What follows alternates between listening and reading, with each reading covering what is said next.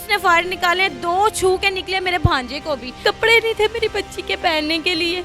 मैंने घर गई हूँ, चलीसवे पे गई हूँ, मिन्नतें तरले की। ये देखिए दोस्तों, मोइज की मिसेज इनके घर आई हैं तो ये इनको अंदर नहीं जाने दे रहे और ये बाहर गाड़ी में बैठी हैं। आज इनका चलीसवा था, ये बहुत जुल्म कर रही हैं। ये माँ तब कब थी, कहाँ थी तब, जब 1 साल पूरा इस मोइज ने माँ को बुलाया नहीं है, घर छोड़ के चला गया था क्योंकि हम लोगों ने मंगनी तोड़ दी थी। लड़ते रहे हैं मैयत पे भी ये माँ बाप ना करें। और जो मेरे करैक्टर पे उंगली उठा रहे हैं, इनका करैक्टर क्या है? मेरी पास पे बहुत ज्यादा नजर ध्यानी की गई और मेरे ससुराल वालों से मुझे भेज।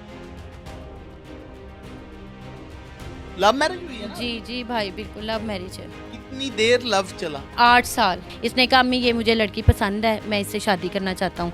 तब कि ये देखें ये लड़की मेरे लिए कितनी कुर्बानी दे रही है कि इसकी भाभी ने इसके साथ इतना लड़ाई झगड़े, भाभी के घर वाले इसको इतना तंग कर रहे हैं, लेकिन ये इसने मेरा नाम नहीं लिया, ना मुझे गंदा होने दे रही। खुद पे इसने पर्चे भी ले लिए, खुद पे सारा कुछ कर लिया है, सारा कुछ किया। सच भी साबित हो गया कि मतलब बदनाम करना था ना, तो मैं तब बदनाम नहीं हुई तो भाई अब कैसे बदनाम हो सकती हूँ मैं?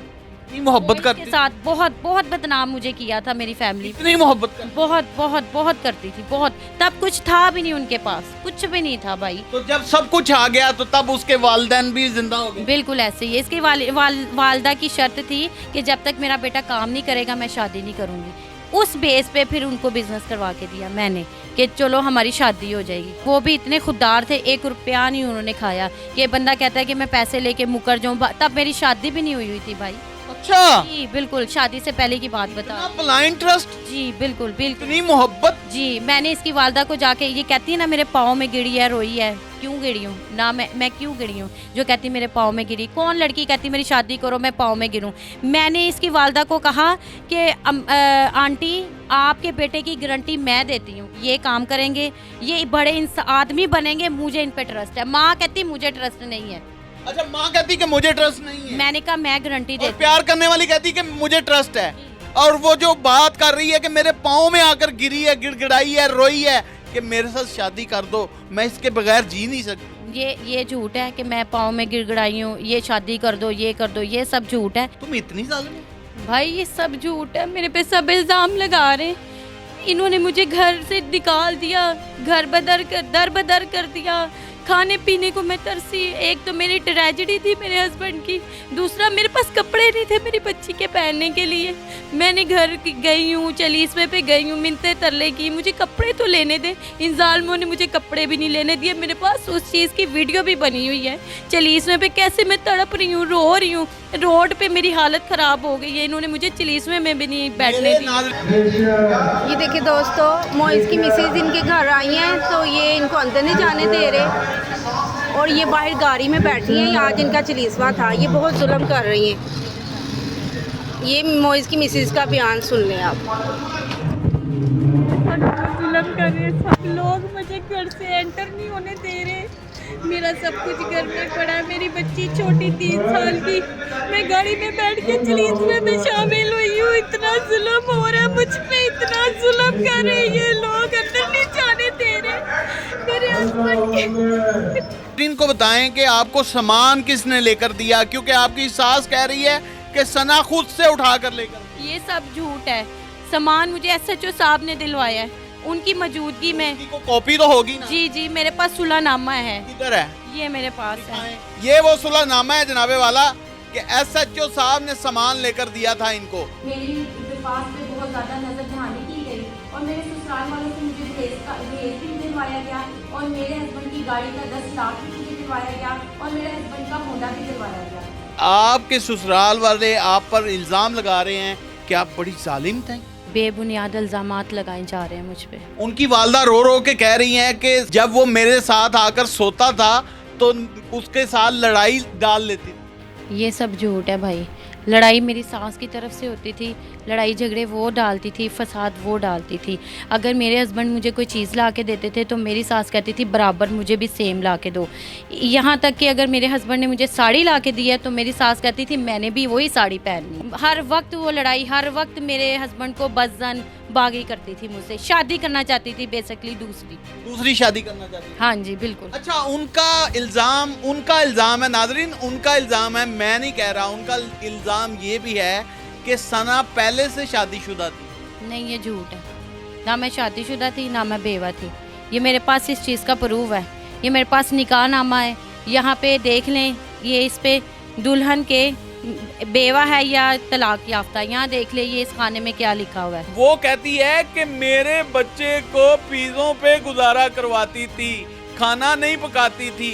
अब मुझे बताएं आप कितनी जालिम हैं, आप पिज़्ज़े खिलाती थी अपने मियाँ को। भाई मेरे हस्बैंड बाहर का फास्ट फूड खाना ज़्यादा पसंद करते थे।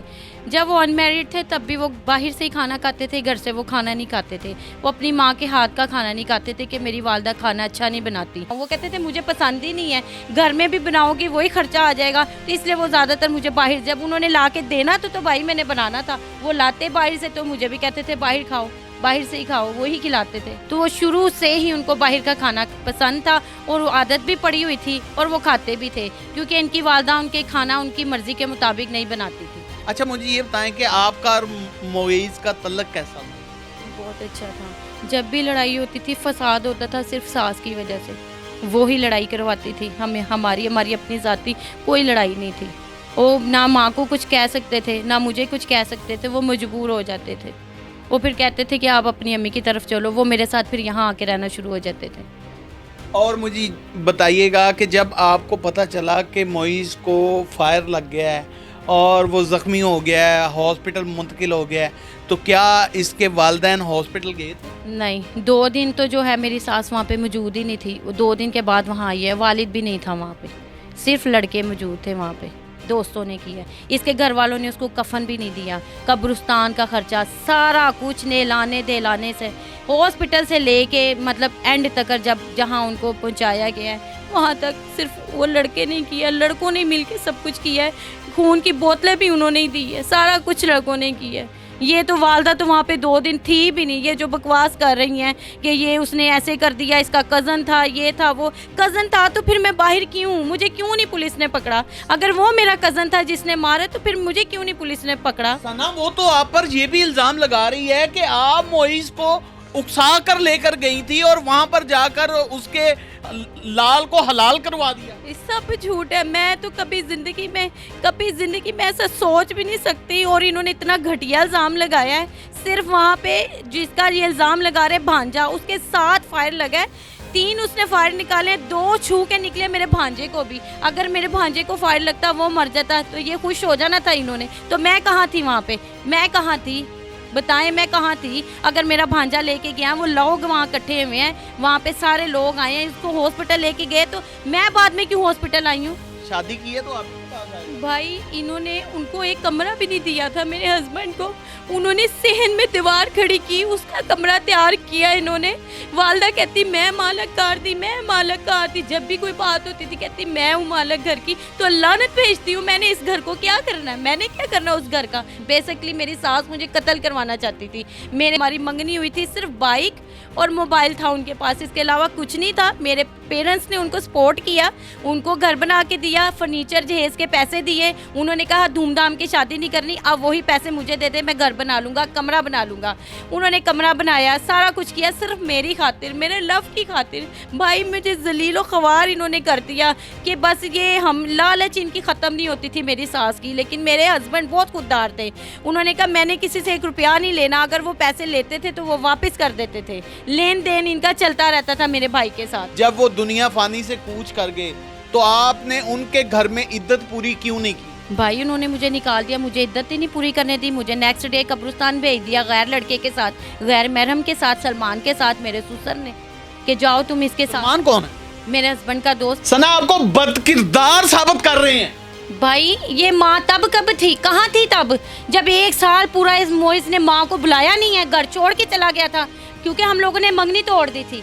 1 साल वो घर से बाहर रहा है। ये लोग आपको ये माँ, ऐसी माँ, ये डैन है। 1 साल इसने अपनी माँ को नहीं बुलाया। और ये मैं कुरान पाक पे हाथ रख के कसम खा के कह सकती हूँ, इतनी बड़ी कसम खा सकती हूँ मैं कि उसने 1 साल अपनी माँ को नहीं बुलाया, मेरी खातिर घर छोड़ दिया था, क्योंकि मेरे घर वालों ने मंगनी तोड़ दी थी इनकी करतूतों की वजह से कि ये भूखे नंगे फकीर लोग हैं, लालची हैं, इसीलिए। और वो खुद मुझे कहता था लव मैरिज कर लो, ठीक है, और घर दामाद भी रख लो। लेकिन मैंने कहा नहीं, हमने नहीं रखना, इसकी फैमिली जैसी है और मेरे माँ बाप की इज्जत है। मैंने कहा जाऊंगी तो इज्जत से जाऊंगी, चाहे 2 बंदे लेने आए मुझे, अकेले नहीं मैंने ये हरकत करनी। लव मैरिज नहीं करनी। नहीं, मैंने कहा मैंने भाग के निकाह नहीं करना। मोइज ने मजबूर किया।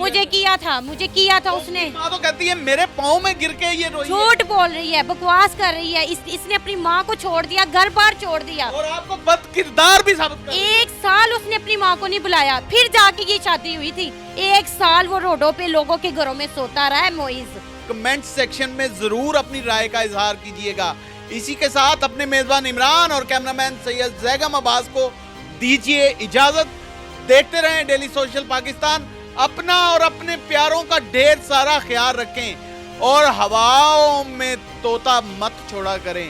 माँ जी, बाबा जी, हवाज तोते छटने बंद कर दो। नाज़रीन गिरामी, कबल आपसे एक गुजारिश है कि हमारे चैनल को सब्सक्राइब कर लें।